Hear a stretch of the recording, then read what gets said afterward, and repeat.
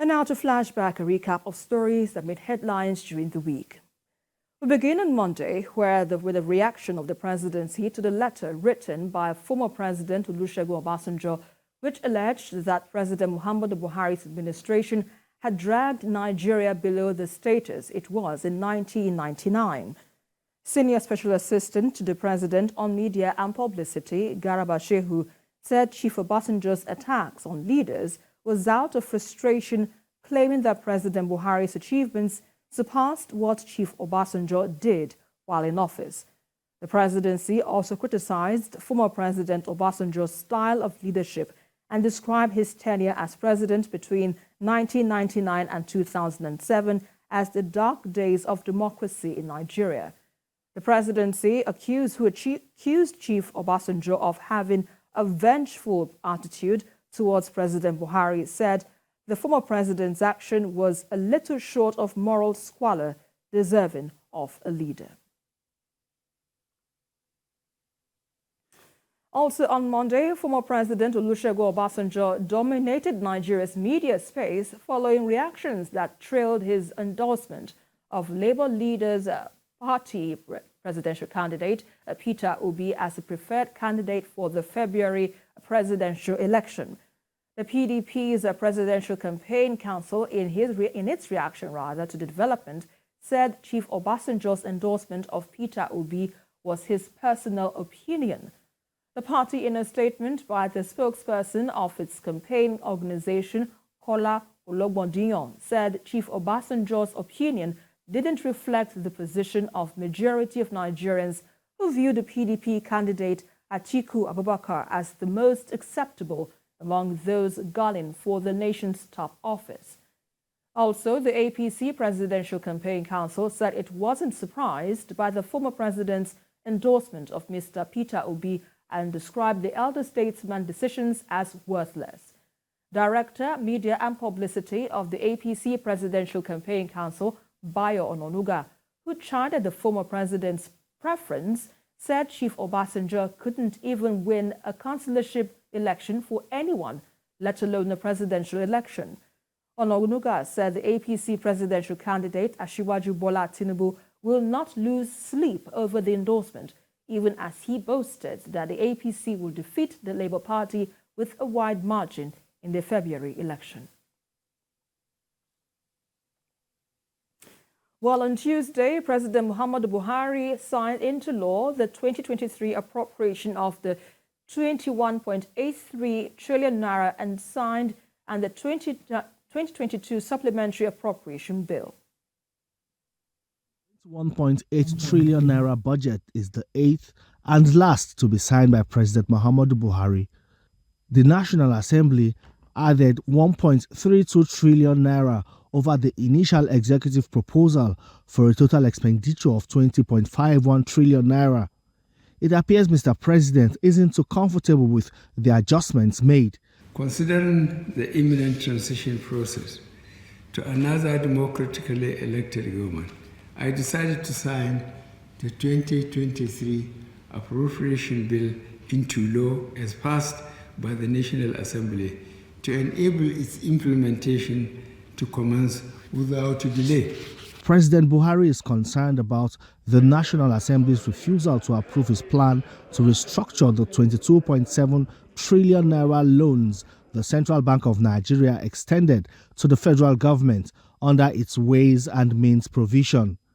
Failure to grant the securitization approval will, however, cost the government about 1.8 trillion naira in additional interest in 2023, given the differential between the applicable interest rates, which is currently monetary policy rate plus 3%, and the negotiated interest rate of 9% and a 40-year repayment period.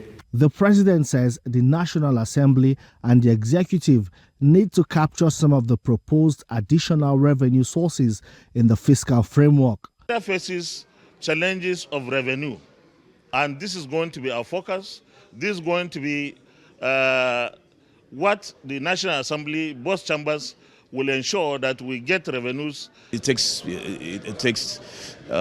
all arms of government to be on board to give a true working document for the country.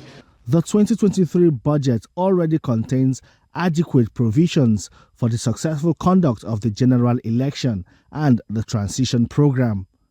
As the budget implementation takes effect, President Buhari wants ministries, departments and agencies and government-owned enterprises to intensify their revenue mobilization efforts.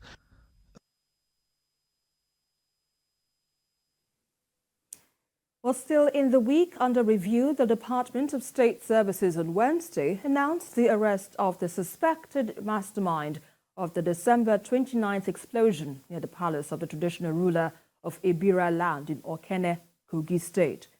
A statement by the spokesman of the service, Peter Afunaya, said the suspect, Abdulmumin Otaru, who is an ISWAP commander, and his associate, one Saidu Sulaiman, were treated for gunshot wounds after they were arrested by operatives of the service.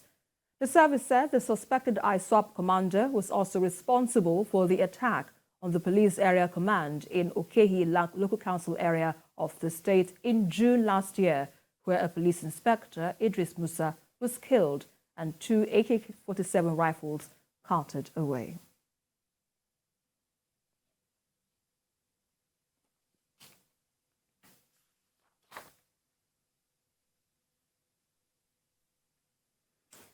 Well, on Thursday, Governor Seyi Makinde of Oyo State flagged off his re-election campaign in Ibadan, Oyo State capital. The ceremony, which took place at the ancient Makwo Hall, was attended by the G5 governors and other party stalwarts. PDP supporters across the 33 local government areas of Oyo State trooped out in their numbers to attend the flag-off of the second-term campaign of their governor.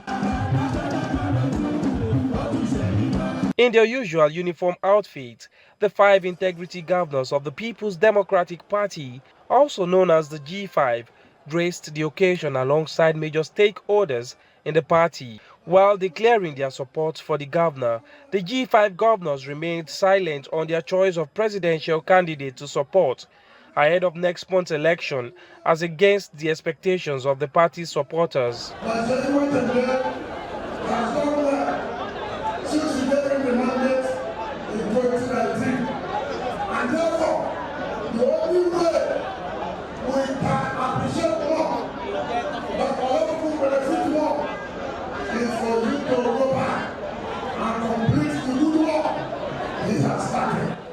We are committed to doing this in a very step, and at the appropriate time, we are going to let you know where and what to do. Governor Seyi Makinde, who expressed appreciation to the people and party faithful for entrusting the destiny of the state under his care, assured them of more developmental projects if re-elected. Under Olusegun 1.0, I promise a government that will put the people of Oyo State first. Now it is time to upgrade.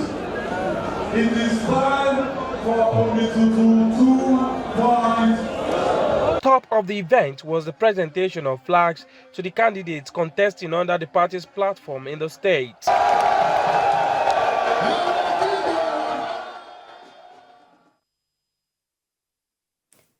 Now, one of the events that made headlines on Friday was the DSS denial of going to court against the chairman of the Independent National Electoral Commission, Professor Mahmood Yakubu. In a statement signed by the department's public relations officer, Peter Afunaya, the DSS noted that some news outfits reported the court proceedings out of context, while the department said it was aware of some efforts to foment crisis in the country. It warned those involved to desist, even as he added that the service was committed to ensuring law and order. Well, that same Friday, the Court of Appeals Sokoto Division affirmed Dauda Lawal as the governorship candidate of the People's Democratic Party for this year's elections in Zamfara State. It also set aside the judgment of the Federal High Court sitting in Gusau which earlier disqualified Mr. Lawal. The lower court had in November 2022 nullified the governorship primary of the PDP that produced the plaintiff as the party's candidate, marking the second time the court would disqualify the party's governorship primary in the state.